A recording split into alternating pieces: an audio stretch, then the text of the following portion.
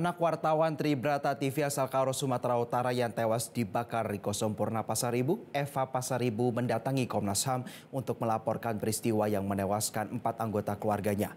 Eva meminta Komnas HAM melakukan investigasi.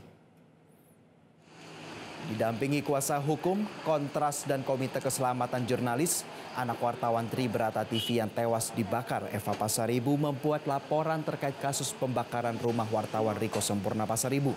Eva juga diperiksa sekaligus dimintai keterangan untuk melengkapi laporan tersebut. Pihak keluarga mendorong agar Komnas HAM dapat menyatakan peristiwa pembakaran rumah keluarga Sempurna Pasaribu sebagai pelanggaran HAM. Keluarga korban juga mendesak agar Komnas HAM dapat memanggil dan memeriksa oknum TNI yang diduga terlibat dalam pembakaran rumah Sempurna Pasaribu, yakni Koptu HB.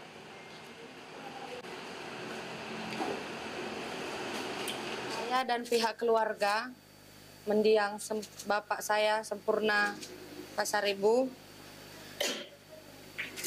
meyakini bahwa si oknum tersebut, si HB, ikut terlibat dalam kasus kematian dari orang tua saya tersebut.